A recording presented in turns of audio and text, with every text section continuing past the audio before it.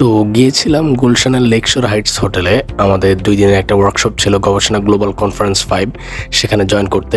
এটা actually organise করেছিল আইক্যাড, German watch আর বিভিন্ন ইন্টারন্যাশনাল সংস্থা।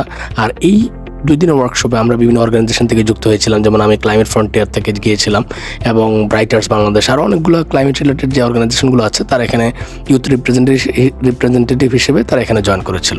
তো আমাদের এই 2 দিনে বিভিন্ন ওয়ার্কশপ হলো, আমাদেরকে অনলাইন প্লাস অফলাইন 2 ধরনের ওয়ার্কশপ ছিল। পাশাপাশি আমাদেরকে টিম ওয়ার্ক করতে হয়েছিল, যেমন আমাদেরকে বলা হয়েছিল যে নিজেদের একটা নির্দিষ্ট একটা কাজের ক্ষেত্র চুজ করে নিতে, দেন সেটা নিয়ে আমরা কীভাবে ক্লাইমেট ফ্রেন্ডলি আমরা কী কাজ করতে পারি সেটা বের করতে।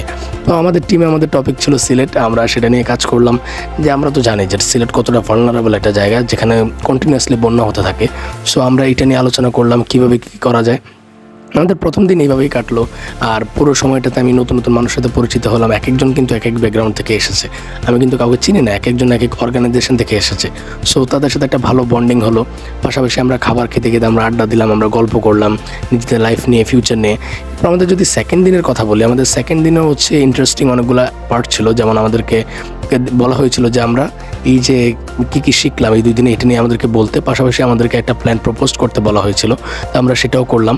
আর আমরা এটা বুঝতে পারলাম যে ক্লাইমেট মানে যে আমাদের যে ইস্যুটা সেটা আমরা এখন গুরুত্বটা বুঝতে পারতেছি না, বাট দিনে দিনে বাংলাদেশে অ্যাটলিস্ট ঢাকার যে সিচুয়েশন আমরা দেখতে পাচ্ছি, আমরা যদি ক্লাইমেট নিয়ে এখন যদি সিরিয়াস না হই তাহলে পরবর্তীতে আমাদের করার কোনো সুযোগ থাকবে না। আর এই আইক্যাট বলেন বা এই যে অর্গানাইজেশনগুলো আছে তারা বাংলাদেশে বর্তমানে এবং ইউথদেরকে কীভাবে কানেক্ট করা যায়, কীভাবে তাদেরকে রিসার্চে climate adaptation policies and loss and damage and all of this things যেখানে আমরা যুক্ত থেকে ভালো ভালো কাজ করতে পারি সেটা নিয়ে কাজ করে যাচ্ছে।